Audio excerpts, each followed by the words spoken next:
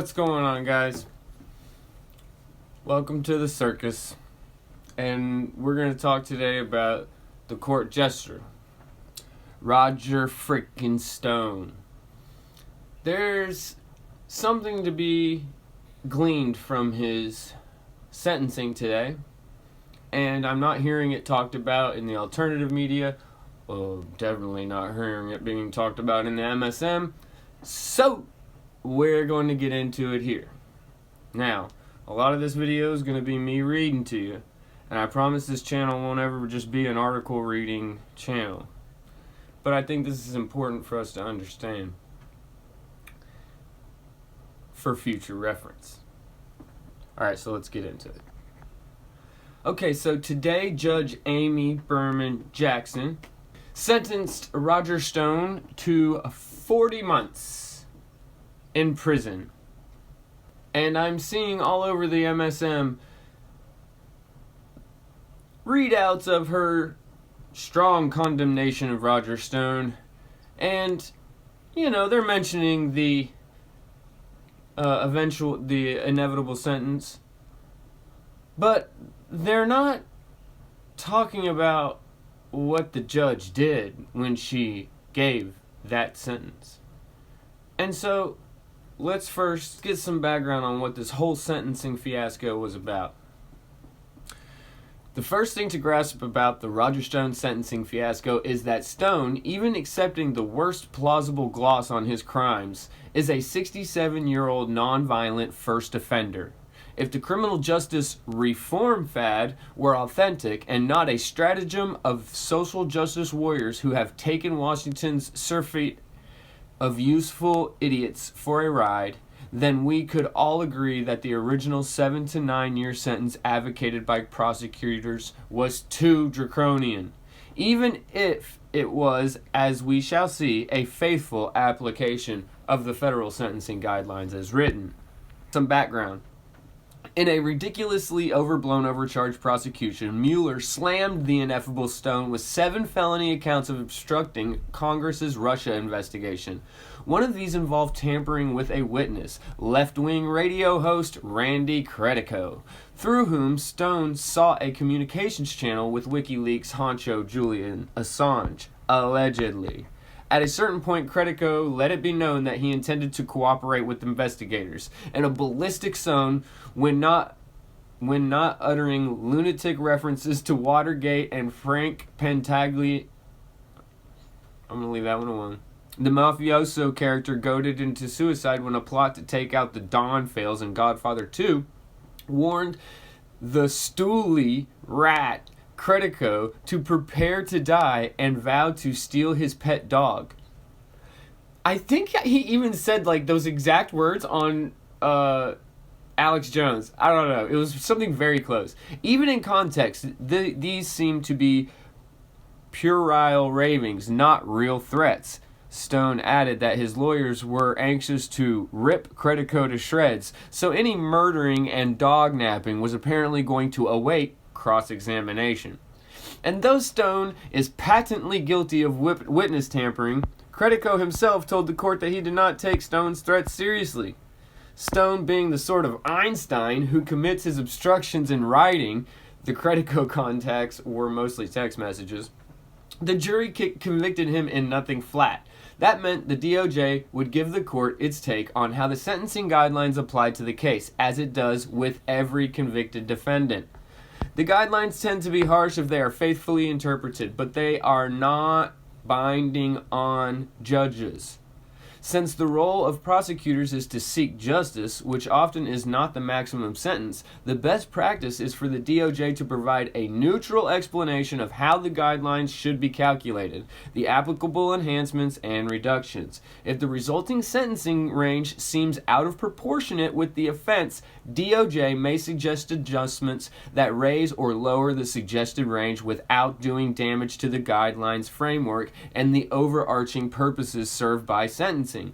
Arguments for leniency are always made by the defense counsel and often by the U.S. Probation Department, which also prepares a sentencing recommendation for the court. In Stone's case, the guidelines worked a severe result. In tampering cases, a guidelines enhancement calls for a drastic increase in the sentence if the defendant threatened the witness with physical injury. This drove Stone's offense level from a 21 to a 29 on the guidelines grid. So even though he is a first-time offender, offense history category 1 in guidelines speak, his recommended sentence zoomed to 90 to 108 months instead of 37 to 46 months, as it would have been at offense level 21 without the threats.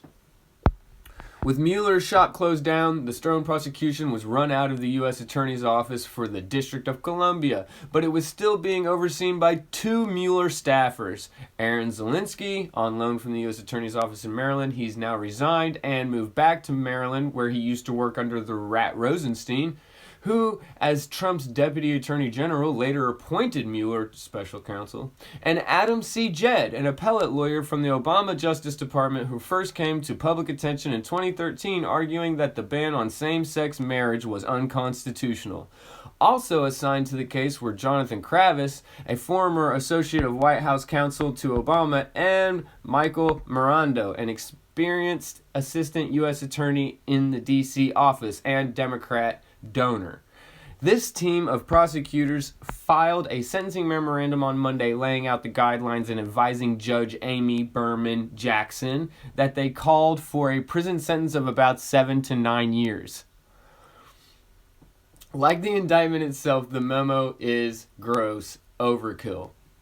As the Daily Caller's Chuck Ross notes, the prosecutors tied Stone to foreign election interference, breathlessly framed as the most deadly adversary of Republican government, even though he was never charged with any such crime, underscoring yet again that the deadliest adversary of Republican government is actually domestic.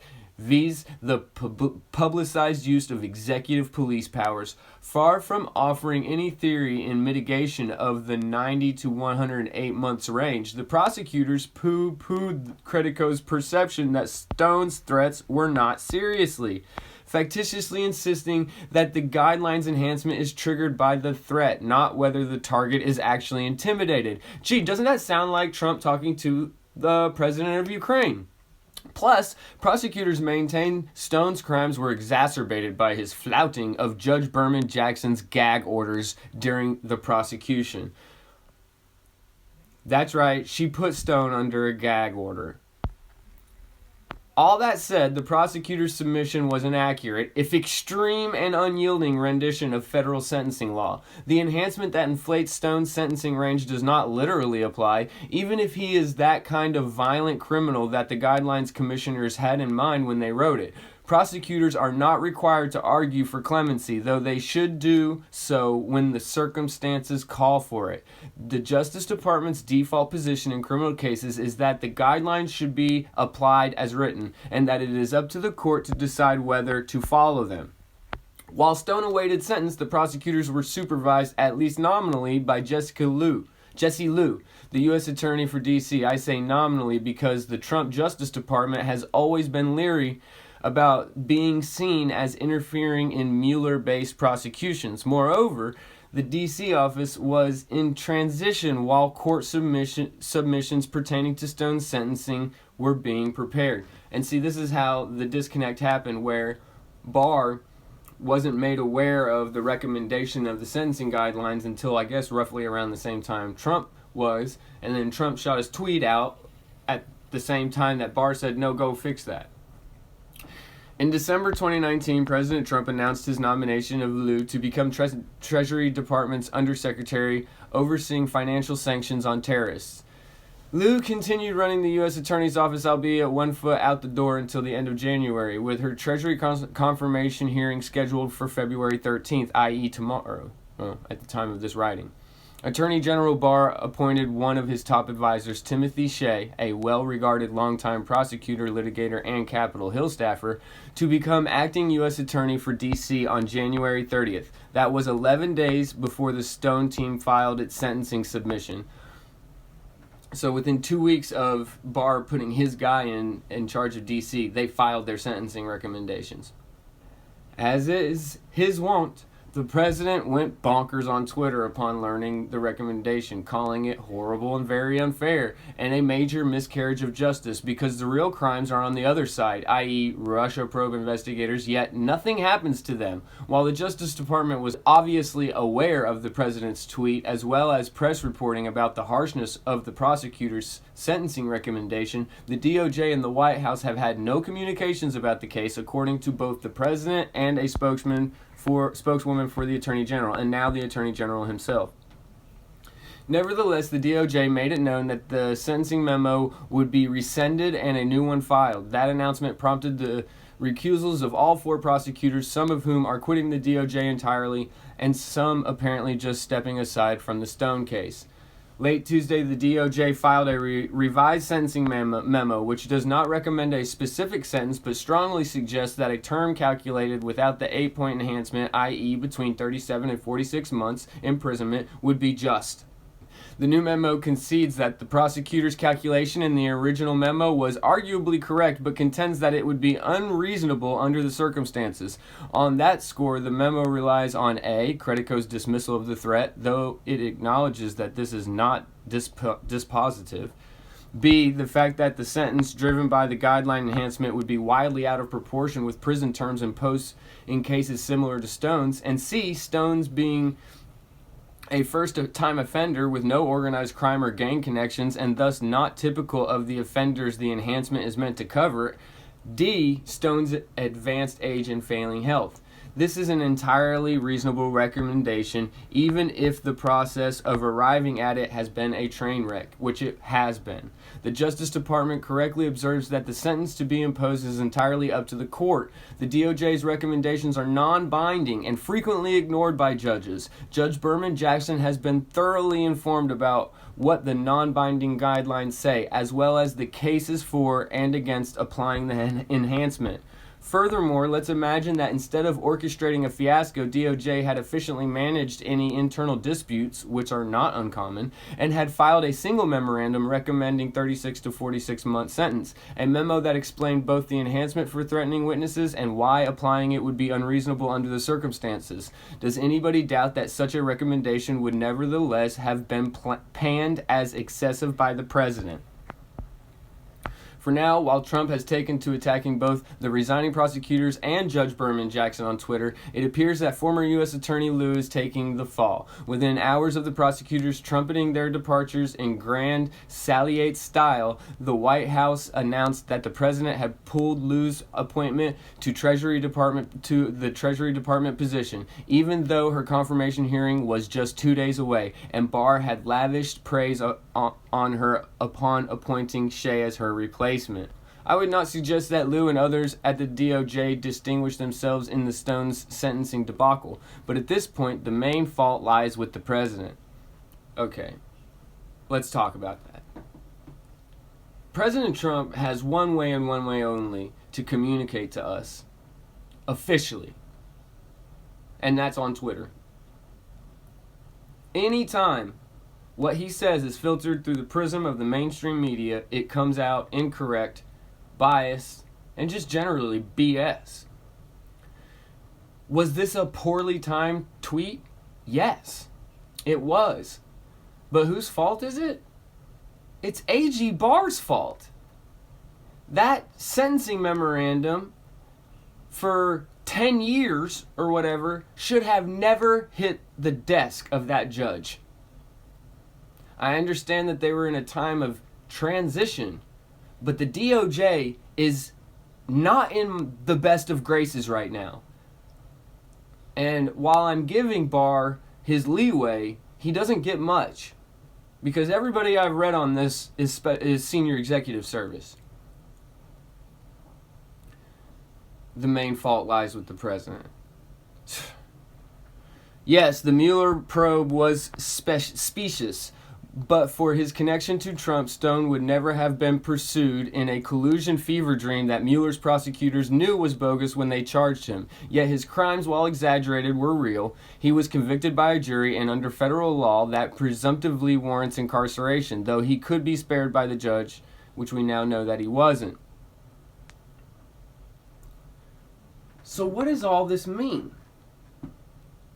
Well, it means that when we see all the news stories focusing on what U.S. District Judge Amy Berman Jackson said today, that Stone, quote, took it upon himself to lie, to impede, to instruct before the investigation was complete in an endeavor to influence the result. And, quote, the truth still exists. The truth still matters, Jackson said. It seems all so dramatic. But what did Judge Amy Berman Jackson do? She followed Attorney General Barr's recommendations to the letter. This is a judge, and I'll have to go back and make other episodes about her, but you can look into her and see how she's been involved and how she is still involved to this day. The way that she worked with the prosecutors in Roger Stone's case, they stacked the jury, and then they basically pulled every dirty trick they could pull, and then Bill Barr sent that correction, and she did exactly what he told her to. Does this mean that AG Bill Barr has control of justice? Does it mean that the power struggle that is currently going on in our government is at a 51-49 in the Patriots way? Well, we don't know that. But what I do know is that this judge here, she wanted nothing more than to give him 108 months. And like that article said, Attorney General Barr's sentencing recommendation is non-binding and just a recommendation. She hit those months right smack in the middle of what he told her to do. So while you're seeing all of the hullabaloo in the news about how guilty Roger Stone is of process crimes, and by process crimes we mean crimes that would have never been committed had the investigation not been going on, the investigation being the investigation into Trump-Russia collusion, which wasn't real, which they modified a FISA report and lied to the FISA court to start the investigation. This should all be fruit of the poisonous tree. And if you doubt that the prosecutors and the judge were working together in this, you don't have to go very far at all. Just a couple of days ago, when the prosecutors delivered their passionate closing argument to the jury at Stone's trial, he told them, quote, "Truth matters." It was very important for the judge to say those exact words when she did her sentencing. And you know what? It's against my better judgment, but let's just take a quick trip and look at some of these previous cases. Well, we don't have to go very far back. No, only as far back as Paul Manafort. That's right. Same judge who sentenced Roger Stone sentenced Paul Manafort and put him in solitary confinement for an inordinate amount of time that, as far as I'm concerned, was torture.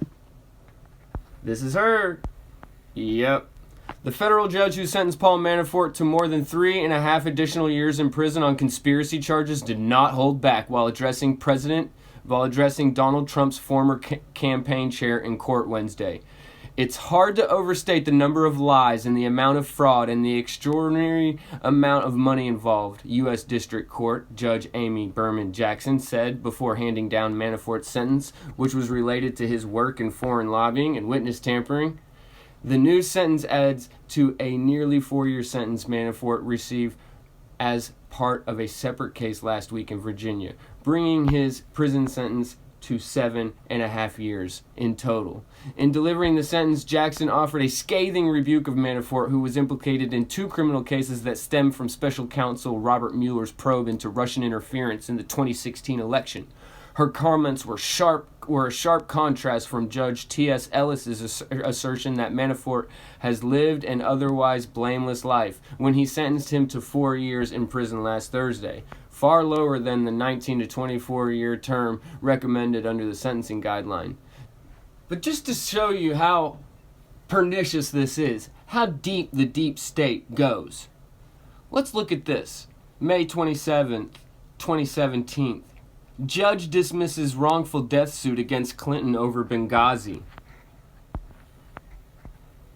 A federal judge on Friday dismissed a wrongful death suit against Hillary Clinton filed by the parents of 2 of the Americans killed in Benghazi.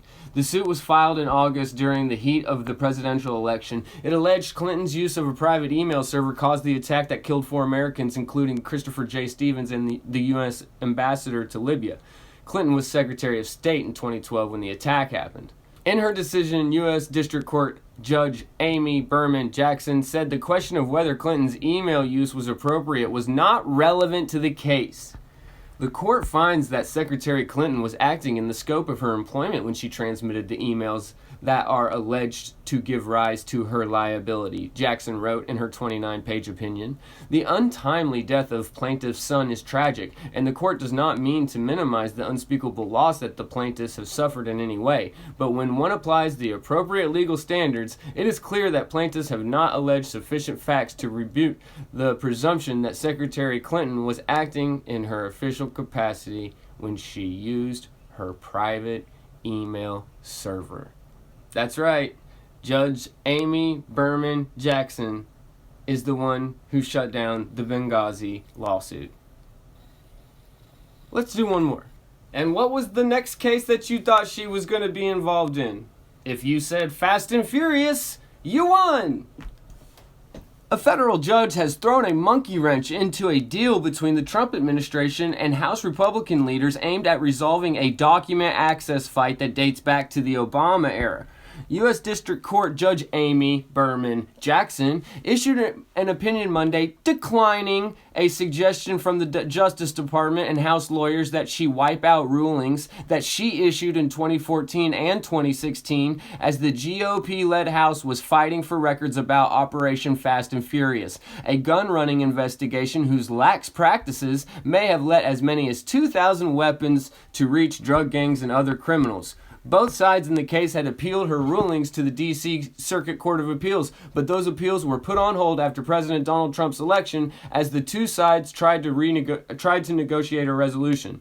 In March, lawyers said a settlement had been struck to give additional documents to the House and conduct a new search for some emails. However, the deal included the House agreeing to wipe Jackson's rulings from the books, a move executive branch lawyers sought to avoid them being cited in future disputes with Congress. The D.C. Circuit sent that issue back to Jackson to see if she agreed that vacating the opinions in the 6-year-old case was appropriate. She concluded the reasons put forward by the 2 sides were not particularly strong. In a 24-page opinion, Jackson suggested she was being asked to take an extraordinary step to bless what appeared to be a deal motivated by a shift in political power. The only real change in circumstance since the filing of the appeal has been the change in political leadership at the Department of Justice in the wake of the presidential election. This suggests that the primary, if not the sole, objective of the conditional settlement and the pending motion is to erase the court's prior rulings, she wrote.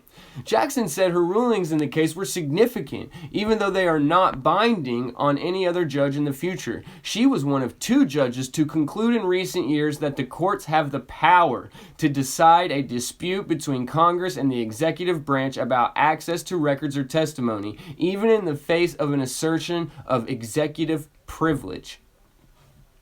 And yet, when Trump tried to go to the courts and exert executive privilege, they charged him with obstruction of Congress. The fact that this unique dispute involving the production of a specific set of records, which the court found had already been disclosed to the public in any event, has been resolved and does not diminish the importance of the fundamental legal questions that arose along the way, and the parties have not articulated any reason why the court's opinions on those broad subjects, which were shaped by its consideration of the thorough briefing and skilled argument by both sides, should simply evaporate, Jackson wrote. And this is why President Trump calls them Obama judges. President Obama is no longer in power, and yet here's his judge still blocking the release of records about Fast and Furious. I wonder why she doesn't want people to look into Fast and Furious. Maybe it's because Judge Amy Berman Jackson has been assigned to most, if not all, of the Mueller prosecutions, and Canon 2 of the Code of Judicial Conduct requires judges to recuse if their involvement raises even the appearance of impropriety. Jackson has layers of conflicts of interest in violation of multiple canons in matters related to Robert Mueller and Hillary Clinton. Judge Amy Berman Jackson has permitted her longtime former law partners, Robert Trout and Gloria Solomon, to represent parties in the Mueller matters. The appearance of impropriety and conspiracy with Mueller's political agenda is evident. Judge Amy Berman Jackson holds direct financial interest in at least two institutions who are notoriously known donors to the Clinton Foundation, 4 Fidelity funds and 2 Capital One funds. This is actual impropriety requiring recusal. Judge Amy Berman Jackson concealed about 85 holdings in corporate stock in 2009 by shifting them into 44 mutual funds that hold those and more Clintonistas stocks in 2012. While she may have relied upon the highly dubious safe harbor concept to conceal her secret holdings of corporate stocks behind a paper-thin mutual fund veil, once those stock holdings are discovered, she has an ethical duty to account for this appearance of impropriety surrounding her concealment. She has been silent. Much worse is the fact that approximately 43% of the corporate stock holdings of the top 10 largest stocks in the portfolios of her 2012 mutual funds are notoriously known donors to the Clinton Foundation and its 35 related entities. Does this sound like a person to you that wanted to give Attorney General Barr's exact recommended sentencing guidelines? It doesn't sound like somebody who wanted to do that to me. She did. Like, share, subscribe, leave your comments below. Do you think that this signals that Attorney General Barr has gotten a foothold in justice? The media is obfuscating and screaming and running around with their pants on fire, and so you know things are heating up. They released the fake news about Assange, trying to get ahead of that story. We're about to see a lot of things come together, guys. Hold on to your butts.